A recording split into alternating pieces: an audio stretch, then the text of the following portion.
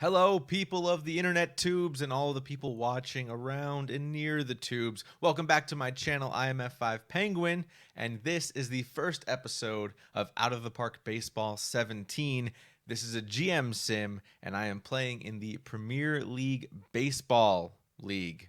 Redundancy, whatever, doesn't matter. Point is, I'm here and we're going to do a let's play of a GM sim here in OOTP 17. Now, I have no background in OOTP or any of the games that they've made in the past outside of this game and this league that I've played in. All the people that I'm playing with have played fictional leagues and have played this game for a long time. Not me, not really my thing. I just got this as a gift and I'm in. Now, this is the third season of the league that has been in creation. It's a fictional league based in 1950 with some real teams and some fake teams. If I go over here, you can see we have about 16 teams or so, if my math serves me correctly. And some teams are real and some are not, and that's okay. It takes place in 1950. All the characters are fake. And right now, I think about 7 people are actually in the league. The rest are controlled by the AI. The couple of things are interesting about this league, and that's why I want to do this, is one, I don't know a lot about baseball. I'm a Yankees fan, or I was when I grew up in New Jersey, moved down here to Florida, and not so much, not really a baseball fan at this point because the Rays weren't really a thing, and now I'm in between the Rays and the Marlins, so don't really have baseball. Never played it when I was a kid. I was a big hockey guy, but I love GM sims and I love simulation leagues, and my friend Jeff, I'm Jeff, who runs the league as a commissioner, he said, Penguin, you should play. I said, okay, I'll play. My brother's playing. My good friends are playing. So we are playing. As you can see, I took the team over at about 11 games left in 1950, and we didn't make it to the playoffs. And then last season, or the season after that, I took the team to the playoffs and got knocked out in the first round. And last season was abysmal, even though I didn't really change my team too much. So I'm kind of confused as to what happened, and that's why I want to do this, is to get some insight from you all on how to make my team better. Especially that my brother made it as a champion his first time playing the game, period, because, I don't know, he reads guides and cheat codes and YouTube videos, and I just don't have the time to do that, so I'm relying on help, and I tried to do the things he said, and it just didn't work. I am, so you can pick a name for the GM. I am Derek Jeter, back from the not born, because 1950 he wouldn't be born, and I'm taking the Brooklyn Atlantics. That's my team, the Brooklyn Atlantics, which is actually a real team from a pre-league, pre-modern era of baseball. They were around in the 1880s, and we are going to lead this team to victory, or at least we hope so. Now, the rules are interesting. There's a couple of nuances with this sim. There are no trades throughout the entire year. There are 2 trade windows. One happens at the beginning of the off season, and one happens at the end of the off season, I believe. Or it's in January and it's July, if I'm not mistaken. So right before the season starts, and then right after opening day, there's a trade window. So the season, if you look over here in this league events, scheduled events, very short and compact season. If I go over to my schedule here, which I have right here, games happen quickly. Now, we're on opening day. Today is the June 20th. And games happen pretty much no breaks. All for 3 months, 4 months there. They just play them, bam, back to back to back to back to back. I am predicted, if I go over to, I don't know if it'll work on the, yeah, not over here. On the website, there's a website that's tied to this. I am predicted to go 39 and 43 for the season. Now, last season they said I was going to go and have a winning season, and I lost, and other people were supposed to have losing seasons and have won. So who's to say that's real or not? Point is, we are here, and I wanted to go a quick overview of the team and kind of go over some of the things that we're going to be doing this season, and I'll update as we go. Now, the commissioner structure works as follows. We are in a kind of time sim. So sims happen 3 times a day, and they sim 4 to 5 days at a time. And that happens at noon, 8:30, and midnight, all times Eastern. And they sim, and you pick your game back up and see what happens. Now, I hope that I can put out 3 quick updates every single day. That'll be really fun if I can do that and kind of keep up with it. As long as my schedule allows me to do that, I'll be able to do that for you all, and you can watch along and give me some insight as we continue to do this. It should take me about an hour all in to take the video down, upload the video, put it out there on all the channels, distribute it, etc. And that should give me enough time. I usually will miss the midnight sim. I go to sleep. I pick that up in the morning before the noon sim, which is what's happening right now. It is currently noon, and the sim has not happened yet. I am currently in the sim from midnight. So we are in opening day. As a GM, you have a couple of options. You can do some things. If I go to team control settings, you can see here, I can choose to either have my staff run some of these things or not, or I can have my manager run some of these things or not. I have chosen to control every aspect of my organization, which includes my major league team, AAA, AA, and single A ball. That's the 4 leagues that we can control. There are also 2 other leagues, the Canadian NCAA League, which is the college league, and the Canadian Baseball League, which is the high school league. And those teams are actually based off of CHL teams, which is kind of funny, hockey league teams, but they're not, obviously not real hockey players.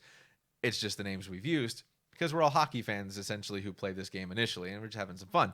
So I've chosen to take control of the entire organization, which means I have control over everything that happens within the game as far as what I can do. My manager is Sam Padrick. I picked him up when I was getting routed midway through 1951 season. I fired my guy who was controlling, wouldn't let me set things on the right here, like my lineup and my staff, and I wanted to make certain changes, and I couldn't. I fired him, got this guy, and he took me halfway through the season, 21-9. We made the playoffs when we were actually 6 games back. Why this failed in 1952, I don't know. There was a lot of fighting inside the locker room from what I hear.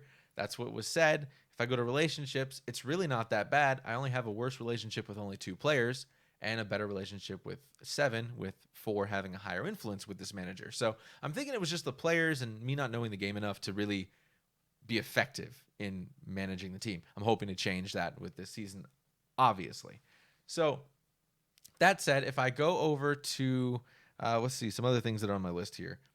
So happens 3 times. I'm going to try to get this done for you guys every single time. If I go over my roster, here's what we're looking at. Here is all of the roster. And if you haven't played this game, I suggest you pick it up. It's so in depth. You can do so much and customize so many things. You can play real leagues. You can play fake leagues. There's a lot to the game. It's mind blowing. This is the only sim I'm doing for OOTP Baseball 17. And for the whole series, for that matter, because I just have not gotten the other games. But this is where I'm at. My main team is up here. Everything's underneath. My focus, and something that was good for me throughout the time, was my pitching was top-notch. Last season, it was less than top-notch, and I think that's what caused a lot of the problems. I'm hoping that I can correct that. My hitting, however, has been a struggle from day one. I've been either dead last or next to dead last in all hitting categories for every season I've played so far. I want that to change. Now, I didn't have any money to sign anyone. If we go over to the front office and go to accounting, we are looking to project a $200,000 balance left at the end of the season. We had $4 million to start, and we're going to lose $500,000 for this season. It's not good because if I go over to salaries, you can see that there are a couple of people that are way overpaid for what they're doing. Most notably would be John Alston and Justin Cobra, who I signed in the first season because they were Gold Glove winners or they were hitting record winners, and I signed them to a lot of money because they wanted a lot of money. Turns out that they were busts, and that was a problem. Now, you're going to look at here also, and you're going to see a lot of 10K. There's a couple of interesting rules that we've set up to kind of keep things fresh. First rule is any player that is in the minor league does not have a salary. They're just a minor league contract. They play in the minor league for either the time you set up, a year, 2 years, 3 years, or at length. If you already have them on your team, they can stay in your minor league forever if you want them to. You can just offer them a minor league contract, and they're with your organization. That's until you call them up to the major leagues. When you do that, something happens here, and if we look at Jose Pena way at the bottom here, he's on his second year with the team. You get 5 years, 5 seasons of your player being in the major leagues before they become a free agent. They only take a $10,000 or $11,000 salary, so it's pretty cheap, and you get a cheap player that you've grown and developed hopefully through the minor leagues up to the major leagues, and you have them for 5 seasons. After that, they go into free agency. There are no contract extensions. That's the other big thing. No contract extensions. That's crucial because it opens up the market, and that's how people like Austin and Cobra went for way too much. Hymas is another one. Hymas was supposed to be really good, and then I got an email saying he learned a new swing style from a high schooler or a 13-year-old boy who got sick, and he was terrible since then. I made some mistakes signing. Now I'm hoping to correct them either through some trades, which I wasn't able to make any trades in the offseason for anybody. No one wanted any of my players because they weren't very good, or through just making the contracts expire and bringing up some talent. That's where I need some help too. But the good news is I have some hitters in the wings, and I have a lot of talent in the wings. If I go over to my player development, I'm second overall out of 18, and I have some really good, talented players. If you look over here, I have my ranked 5th of all RPs, relief pitchers. Kyle Nolan, he's in AAA right now. I have 40th, Perdomo, McCarty. Some of these guys are in the A growing, and some are in the AAA ready to come up next season or the season after. And I'm going to hold them there as long as I can until I have room to move up every player. And I'm going to kind of fill in as we go. I'm thinking this is a rebuild, even though I have the highest payroll on the league now. This is kind of a rebuild year, and we're kind of just seeing what we're going to do here. So if I go back to the rosters, let's take a look at what we have. Let's go over to the player list, and let's go over to our pitchers for the Brooklyn Atlantics. And I'll go over to the pitching ratings right now. We are on I should mention this. We are on a 1 to 8 rating. So you can be rated anywhere from 1 to 8. And scouting accuracy is set to low. So it can be ambiguous, and the more money you pay your scout, the better or closer you will be to his real ratings. This is the ratings that you see based on your scout. Now I can change it. I'll pull up my starter here, Kevin Burleson. If I go over to scouting reports, I have 2 numbers here. I have one from OSA and one from Hernandez, which is my scout. Hernandez is the one I'm going to be trusting. OSA is basically, if you ever watched ESPN's top 100 ranked college players or whatever that is, it's that list. Okay, it's the general scouting board deciding a general rating for this player. Sometimes it's really accurate, and sometimes it's way off. And a good example of that would be I had some guy. Who was it? I don't remember who it was. Some guy that said he wasn't going to be anything major, and he's turned out to be a pretty good stud. And this was back in 1950 season, so I don't remember who exactly it was, but he's now in my AAA roster. So here are the ratings right now. And it's important to note that I have some older guys who are getting paid a lot and that are not very good. And again, I'll tell you that I made some mistakes. I'm trying to correct them. Couple of notable players I have on my list are Nick Clark. This guy is a beast.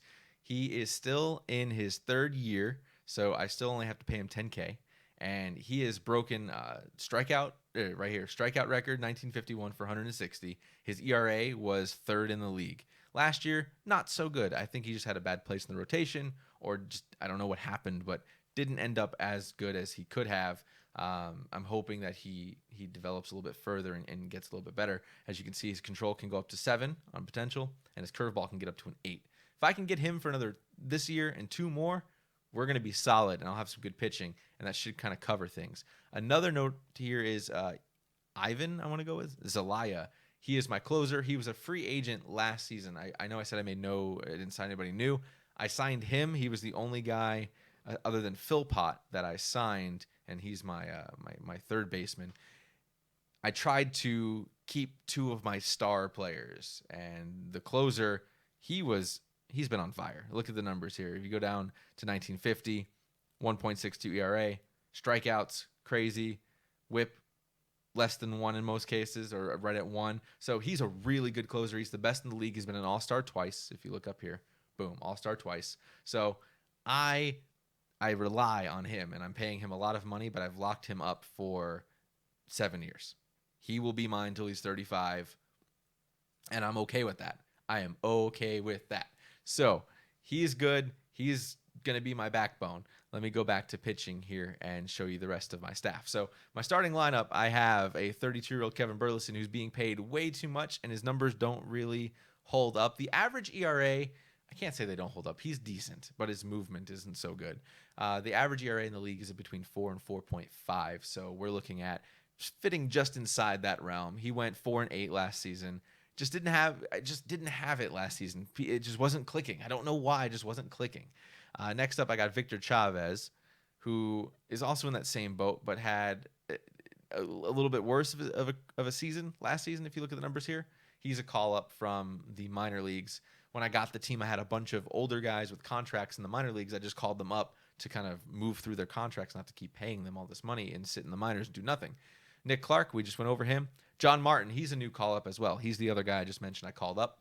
He was on a minor league contract, or is he on a full league contract? I can't remember right now.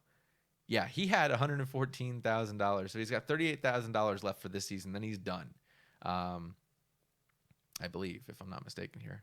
Signed through auto renew. Let me go look at the salaries. I got to remember all my players. There's so many to keep up with. If I go to John Martin, go to position. You don't want to sort? Don't do that to me. John Martin. Oh yeah, so he's on a $38,000 minor league contract with an auto renew for one more season. So I was trying to get these guys with money to come up into the majors just to have them up here.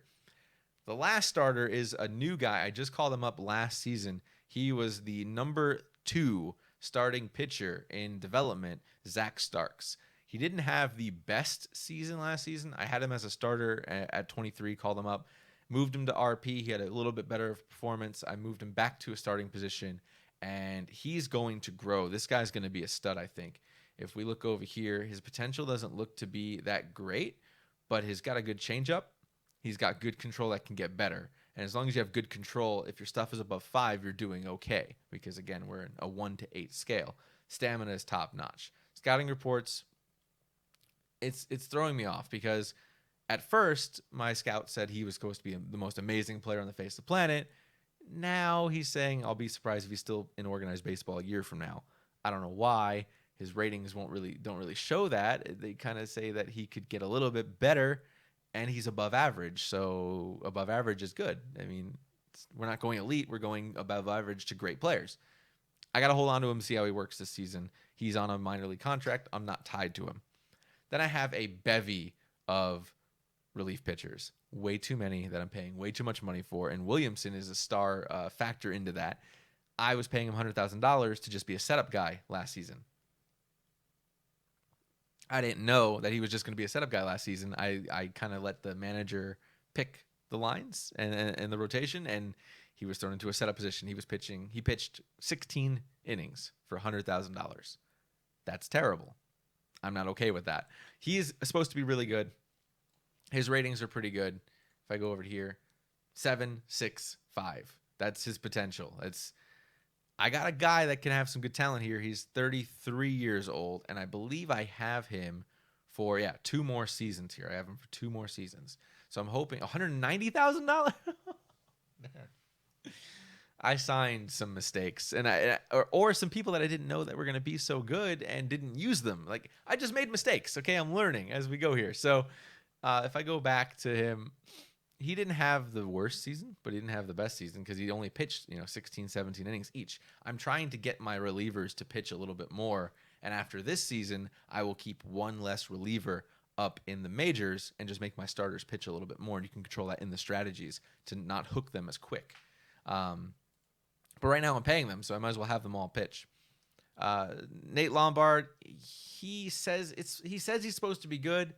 It's just not happening. I don't know why. It's just not clicking with him. You can look at his ERA from 1952 at the bottom here, 7.13 over 17 innings. Really terrible. And he had 8 walks in those 17 innings. Just not the best performance, but he had some good strikeouts. I'm paying him $30,000 for another 4 seasons with an option. So I'm not tied to the guy. Not the worst thing on the planet. Matt Mcguirk is another example of somebody who could be great. In 1950, he was really great, and then fell off. I don't know what happened.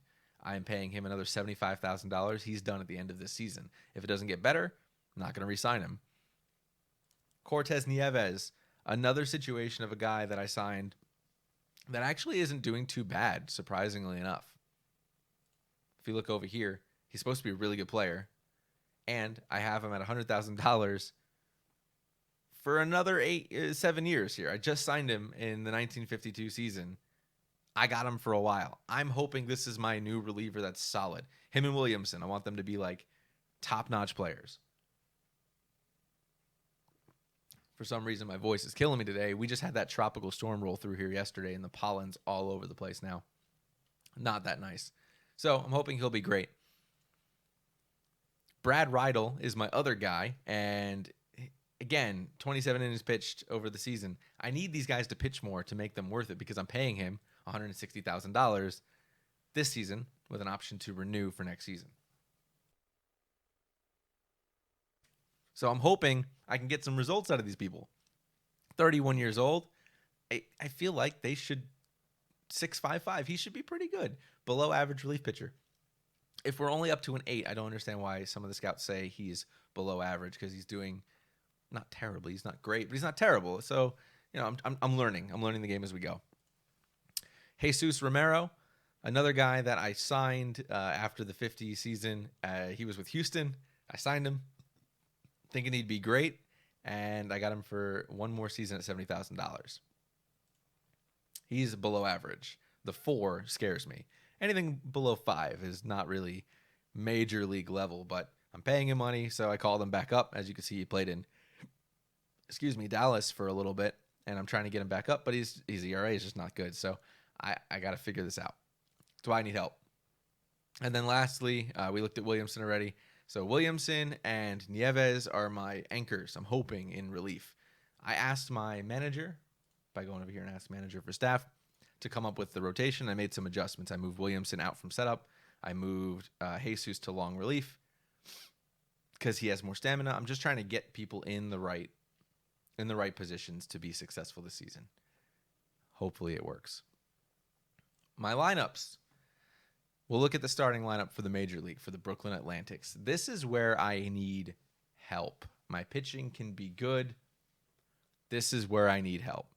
I have some terrible players. Let's go over to the batting ratings because they don't show stats because it's already next season. So if I go to stats, you won't see anything here.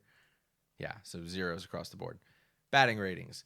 I got 4s across the board. I got 3s in some places. I got 2s in some places. This is not good. We'll go over everybody because we might as well. Starting off, catchers. Isaiah Fountain. He was a prospect in the minors. I called him up last season. A little bit the season prior, but last season was full-time call-up.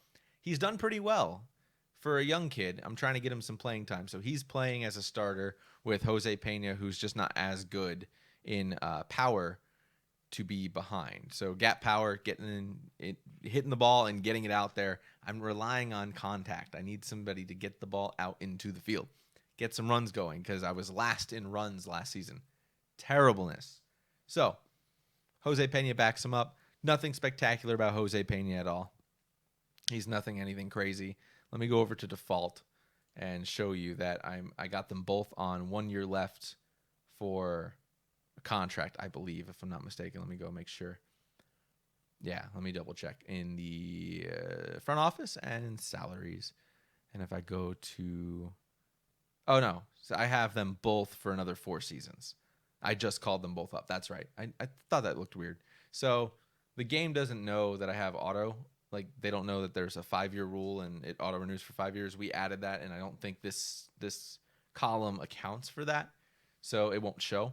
But they both have 1 year. So this is their second season with me. I'm hoping I can get some results from the catchers. If I go over to first basemans, I can see that I have Justin Cobra, who's getting paid $360,000, and I got 5 years left on his contract because I thought he was going to be great, and it's just not working. This is a mistake. It's what it is. He hit a 241 and a 184, respectively, in 2 seasons going backwards. Not good. No, just not getting. It just lacks the hitting tools to play in the big leagues. OSA is matched up with my scout, so I know that results are accurate. He's a terrible player, and I regret signing him at that much money. So I called up Jose Espinoza because I have a lot of talent in the minors ready to come up.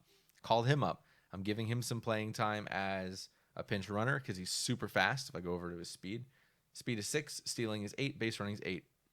Top player. He just started being up here. I got 5 years on this guy. If I have to just move Cobra into a bench position, that's what I got to do to win. Right now, we're going to roll with Cobra. Let this guy get some games in. He's in as a if starter tired to be replaced in the depth chart and as a pinch runner. So he'll get some time. He'll grow. He'll be good, hopefully. Another mistake I made is at $760,000. Oh, my God. I have John Alston, 34 years old. I have him for another 3 years, I think. Yeah. 2 more this season, next season, and then an option for the following. I hope he declines the option. I even threw some incentives at him. If he hits well, he gets more money. He isn't hitting well. In fact, if I look over at scouting report, his contact is really high. No power. And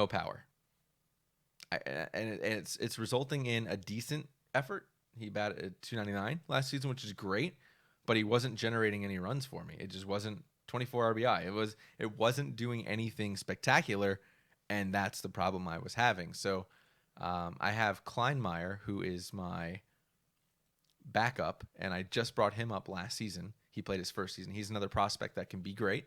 If I go over here, he's got 5.5 and avoid K's 6, but he's fast. So I called him up to give some speed. If we can get on base, then we could run fast and we could generate some runs. Anything to generate runs is all I'm trying to do here. I don't know. I'm stressed out. Okay, so it doesn't matter. Point is, he's in his first season. I've got him for another 5, so he will be good to go. This will be, I'm sorry, I got him for another 3. This is his second season this season. Last season was his first. I know what I'm talking about. Promise. Next up, this is my Lord and Savior himself, Charlie Philpott. I re-signed him for $700,000, and when I show you why, it'll make sense. His home run power is low. Contact, gap power, and discipline are up there enough to make it justified, and he's fast.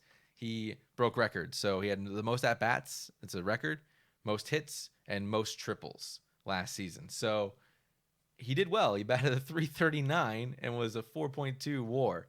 He's a good player, and I wanted to make sure I had an anchor for 7 seasons. He's going to be 37.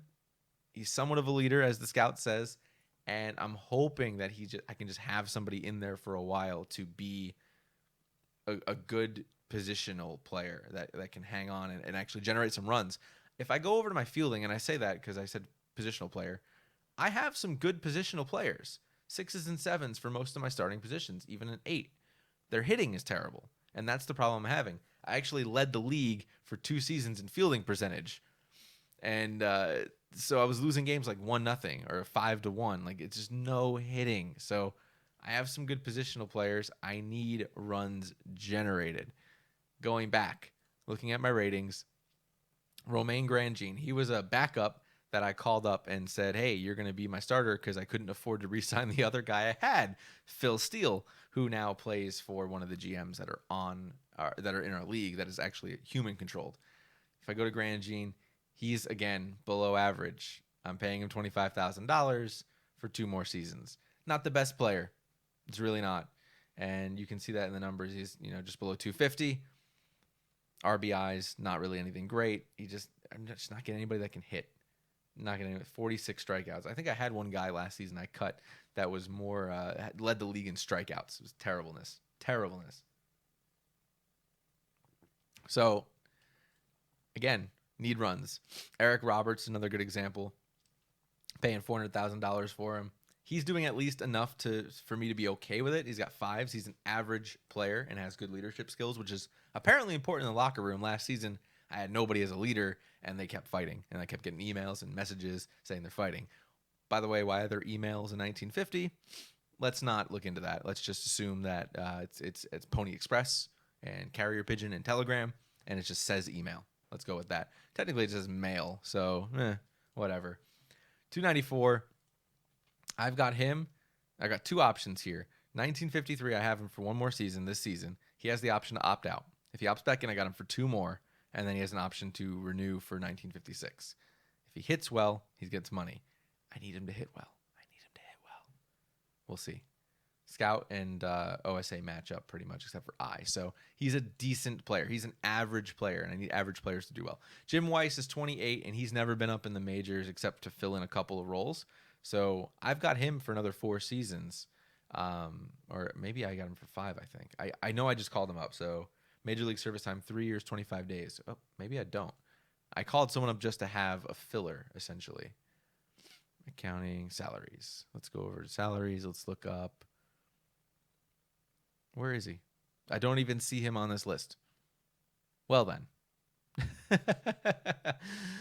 All right, then. I guess I don't pay him at all. Okay. What? Do you see him? What? I'm confused. Jim Weiss. He's not on here. Okay, so don't know what happened there. All I can tell you is that Jim Weiss is... I'm paying him money. I thought I am. No. Oh, he's on a regular minor league contract. So because he wasn't up here long enough, he doesn't have a 10K contract yet. I just called him up before the season started. So I think he just becomes 10K at the start of the first game this season because he hasn't had 45 days in the... But he has. Major League service time, 3 years, 25 days. I don't know. I don't know. I don't know. I do know that he's a backup, and you can see in the depth chart he fills in a lot of roles. Chad Smart. This guy is up at the end of the year. He was on a minor league contract for 5 years. I am not going to renew his contract. Batted at 218. Low. He's fast, but I got faster guys. He's a really good field player, though. That's the problem. He's decent. His range is a 7. His arm is a 7. So he can throw, and that's why my fielding percentage is so good. But that's not going to work. I need people who can hit. So we are here, and I am probably going to let him walk at the end of the season. I don't have an option to anyway. They do walk at the end of the 5th season, but I'm probably not going to re-sign him.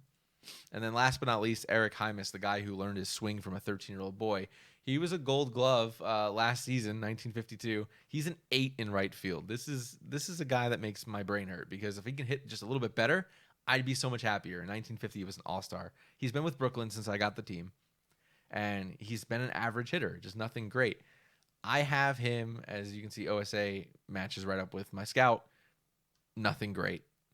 But fielding-wise, he's solid, and I made the mistake of thinking he'd get better. He didn't. I got him for $500,000 for the next 3 seasons with an opt-out at the end of that season, and then I can re-sign him. Or he can opt back in for more money. Now, keeping in mind, I have like $4 million in budget every year for player expenses. That's $500,000 that I don't think is worthwhile. Let's go take a look at the accounting, and that's how we'll end today's episode. And next episode, it'll be 4 days into opening day. It'll be, and against 2 people that are actually human-controlled, Toronto and Wichita. And then we will look at the minor leagues in the next episode, now that we know what we're doing. So front office, let's go look at accounting, and let's look and see what we got going on here. So my owner is pretty lenient. I should probably show you that first. Mickey Draper. He's lenient. He doesn't care. He's mad at me because I didn't stay 500 last season. I was a 366. We were terrible. But he has lots of money, and that's what's important. So he's essentially like Steinbrenner. He's just got money, and he's throwing it. This is my Yankees, okay? This is what we're doing. This is the Yankees, and we have lots of money, and the players are not very good. I'm trying to change that. So we are trying to right the ship, and he is okay with being okay. Generous, lenient, and hands-off. It's the perfect combination to have some success. We're also not able to get fired in this sim. So if you do suck, you're just going to suck. And a couple of things kind of help balance that. So if you look at the top of this list, this is the cash balance I had going into the season. I had just over $750,000. Revenue sharing. If you make more revenue, you share it with people who make less. And if you make less revenue, you share it with people who make more. The revenue share was cut this year we voted to cut it a little bit from, it was like 25% to 10%. So I only had to pay $96,000. Had $700,000 left. My tickets last season sucked too because I made a mistake of pricing it wrong, and they projected I was going to make no money this season because of the pricing issue from last season. I only had attendance records were low. If we look at the ownership, had 1.1 million after having a pretty decent season of 900,000 people, and then last season I had 700,000 because I priced it too much. So I fixed that, and now we're expected to actually make $1 million in revenue, and then season ticket revenue, and then gate revenue has not been calculated because there's been no games yet. They're predicting I'll do $1 million. We're hoping we hit those numbers. Playoffs, you make more money, obviously. Media revenue, this is a national revenue contract that the commissioner set up. Everybody gets this amount, so it's a little bit of cash to have to kind of justify having like TV time or whatever it might be. We don't have merchandise in this league. Player expenses, $4.6 million, way too expensive. Staff expenses, $400,000 is a little bit high. I have a couple of expensive front office members. If I go to personnel, I'm paying my scouting director $100,000. He's the best in the league. So I was hoping I can get some good players. And it's proving that I am, just not in the major leagues, only in the minors through scouting and minor league scouting. Or I guess amateur scouting and minor league scouting. So I got some money tied up here. I got a manager who I'm paying a little bit too much for nothing too great. When that expires, I probably won't renew his contract. This is not, unless it goes well. I don't know. It all depends on the season. Go back to accounting. Staff expenses, we did that. Scouting expenses, this is for my scout to go to places. 75,000 is the max you can do. Done. International amateur free agency, you can go anywhere from 25K to $1 million. I'm not signing any international amateurs, so that won't become a expenditure this season. And then miscellaneous player expenses, like if I cut a player, player buyouts, posting fees, that kind of stuff, that gets put into there. So we are projected to, at the beginning of the season, we were projected to lose money like before preseason. Then the season ticket numbers came out, and they're like, oh, you're making money. You could actually do well this season. I was like, yes, finally. So hopefully we'll make a little bit of money, and then next season we have to worry again of making money because we're going to lose $1 million unless I make some trades to get rid of some of these high-end players. So I'm hoping that this season my players will do well, that I can move some of these high-end expenses and bring in some draft picks and have a decent season and not lose $1 million next season. That's the idea. Will it happen? I don't know. There's a sim coming up in a little bit, and I'll do another video. In the next video, we will go over the results from the first couple of games. We will go over where we sit already that early into the season. We are predicted to go 39-43. I'm hoping to beat that. My owner wants me to be at 500. I think we can hit 500. I think that's reasonable. So in the next video, we'll look at that. We'll also look at the AAA team, I guess. We'll start that process, and then we'll do AA, and then we'll do single A, and my game plan for single A, since I have so many good pitchers in single A. It's ridiculous. So many prospects. We will take a look at all of that in the next video. I will show you my strategy real quick just so you guys can see, and if I can make changes. I should put a quarter in a jar every time I say you guys. I'm trying not to do that. For you all to look at. If I need to make changes, let me know. This was the best manager I could find with allowance of control, so I can change things. And I've edited this. So that being said, this is my custom strategy for that. If you see any changes that could be made, let me know. If you have any tips, tricks, hints, things I can learn, please tell me. I'm learning a lot from the forums and from online and from my people that I talk to playing.